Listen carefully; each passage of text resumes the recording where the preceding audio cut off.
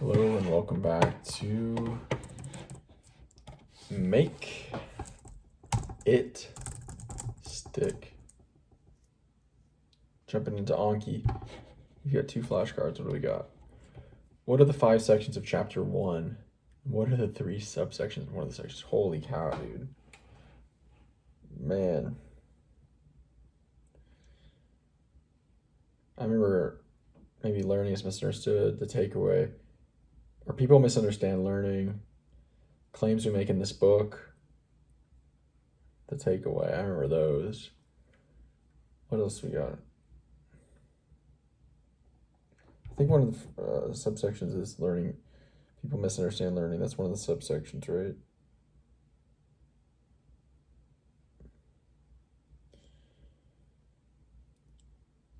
I don't. This has been so long.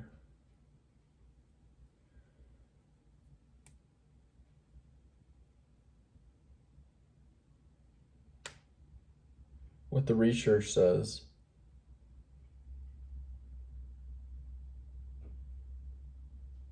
All right. Claims we make in the book is first, so okay. Empirical evidence versus theory, lore, and intuition. All right. Early evidence, illusions of knowing. People misunderstand learning, early evidence, illusions of knowing. Knowledge, not sufficient, but necessary. Testing dipstick, not testing dipstick versus learning tool. The takeaway. All right, we'll try that again later. What are the 5 sections of chapter 5? Avoid illusions of knowing.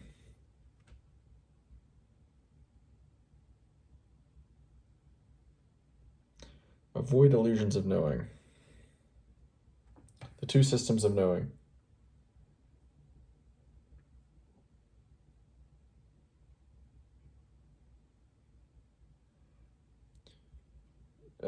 Illusions and memory distortions.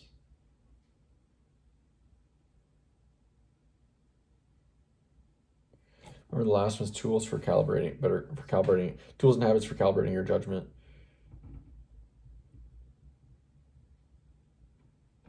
The 2 systems of knowing.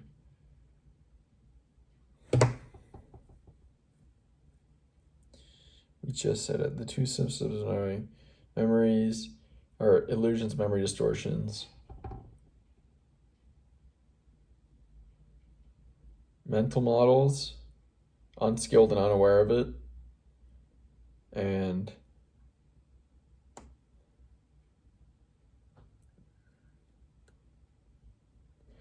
tools and habits for calibrating your judgment.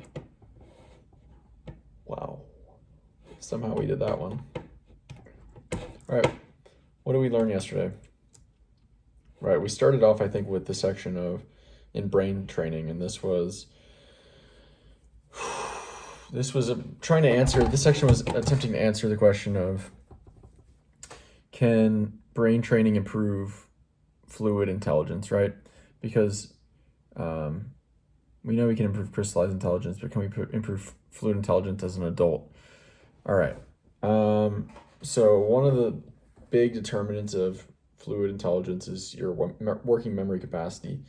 And so the question is, can we improve our working memory capacity? Can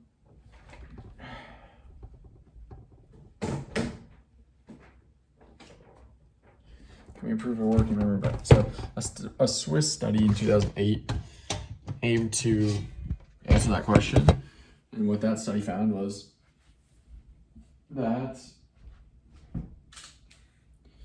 yes, you could improve your working memory through training, some obscure training where you're like trying to remember sequences of numbers and while being distracted by other stuff and then recalling it.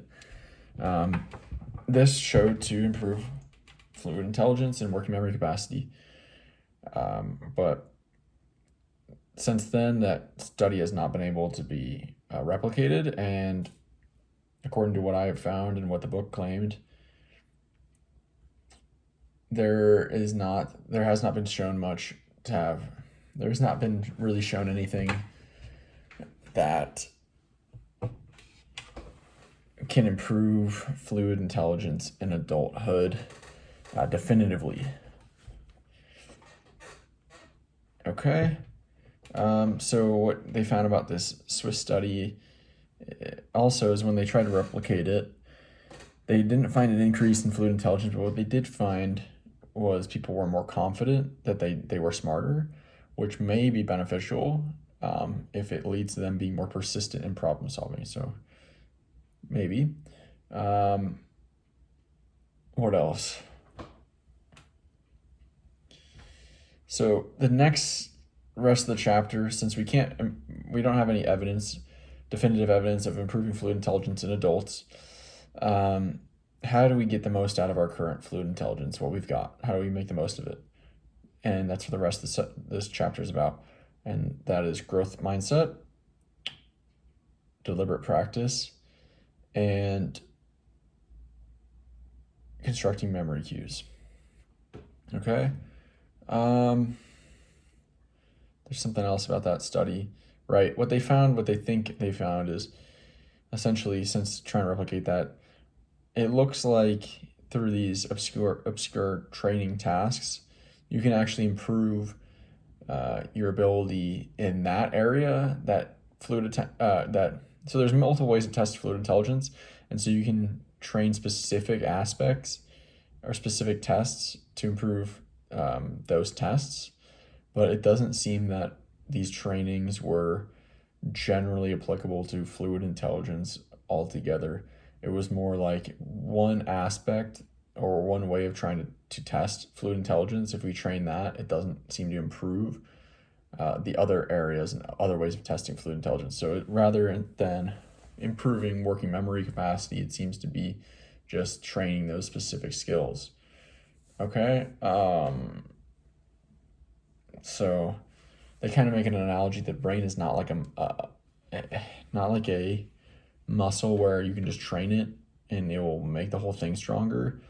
It's more like if you develop knowledge and expertise in a specific area, it develops that specific area, but not necessarily other areas. Now there's huge caveats there, but as far as this fluid intelligence training goes, that's the conclusion we're kind of drawing.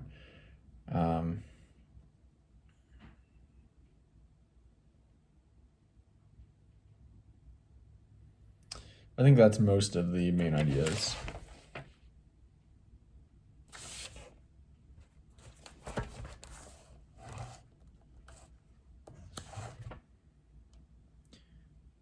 Okay.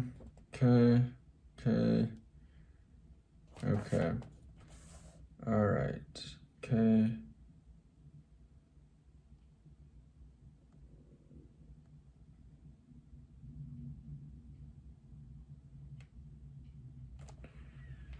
Okay.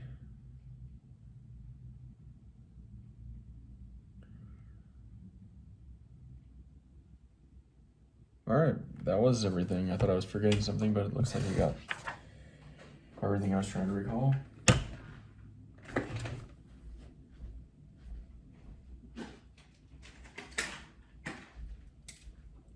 So what I'm going to do now is go ahead and jump back into reading, and then I'll be back to recall in a bit. All right.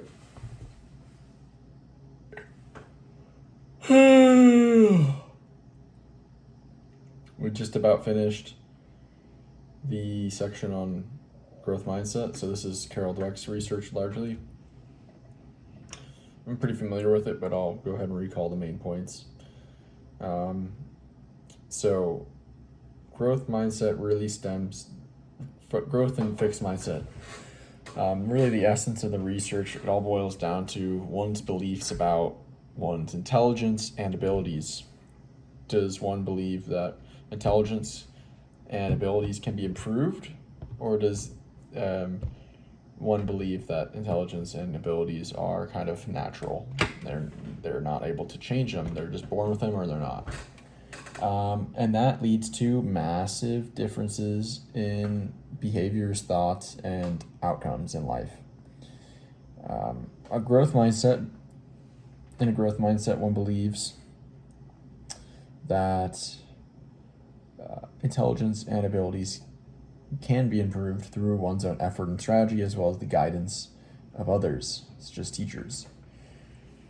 This leads to a whole plethora of desirable things, such as seeking out growth, seeking out learning opportunities, embracing challenges and taking on challenges, learning from failures, and continuous learning and growth. A fixed mindset believes that abilities, intelligence are largely natural and they're out of your control. This leads to avoiding challenges, becoming extremely distraught by failure, ignoring failure, and trying to hide it. It leads to trying to prove one's own natural abilities and show their intelligence or abilities, and therefore avoid anything that could show that they have weaknesses and such as avoiding challenges and not taking on challenges, not embracing them, which are where growth lies largely. Along with this research, Carol Dweck looks into praise and how praising one's abilities or intelligence leads to more of a fixed mindset, less persistence, less curiosity, and having a growth or praising someone for their effort and hard work leads to more of a growth mindset, more curiosity, more persistence. Along with that, praising someone for their hard work, it gives them something they're in control of versus their talent, intelligence, and abilities, natural abilities. They're not in their control. They're not in control of those. So it leads to nothing but like avoiding failures and trying to hide failures. Okay, then we talked about this guy I think named Paul Tough. Can't remember the first name exactly, but Tough, and he extended some of this research into his book called Why or How Children Succeed, and his claim is that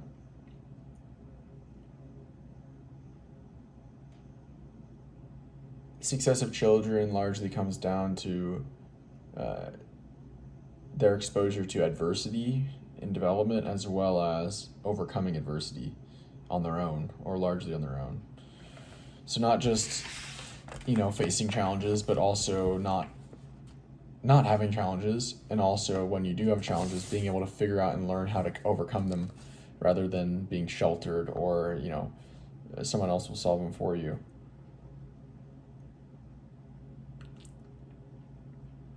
So yeah, Dweck and Tough both argue.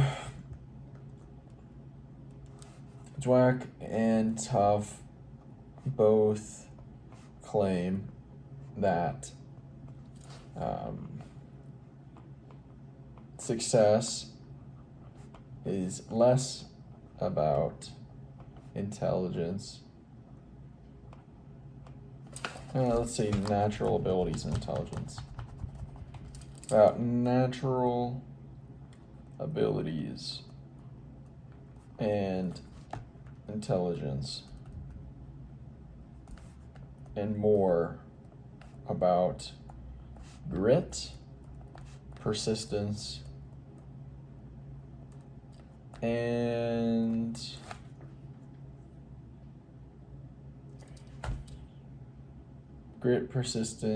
curiosity. So we've got one more paragraph here. Yeah, this makes me think about my own self and be like, I try not to set performance goals. I try to continue to reframe goals. Performance goals suck, to be honest. They make life kind of miserable. Growth and learning objectives make life amazing. So I try not to focus on the numbers so much.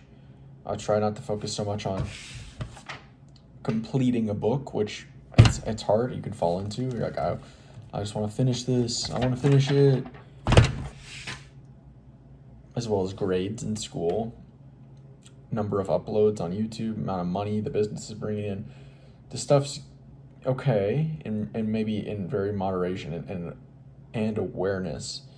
of trying not to make these things the goal, but rather continuous growth and learning the goal always, almost always, yeah. And that's what these videos are. These videos are,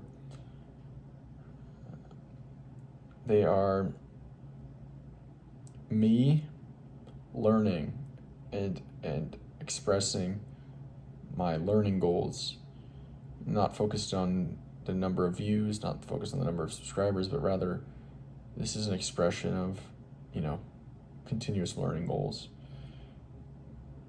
I'd like to start making more videos on music, but not playing other people's music. I want to start making my own music.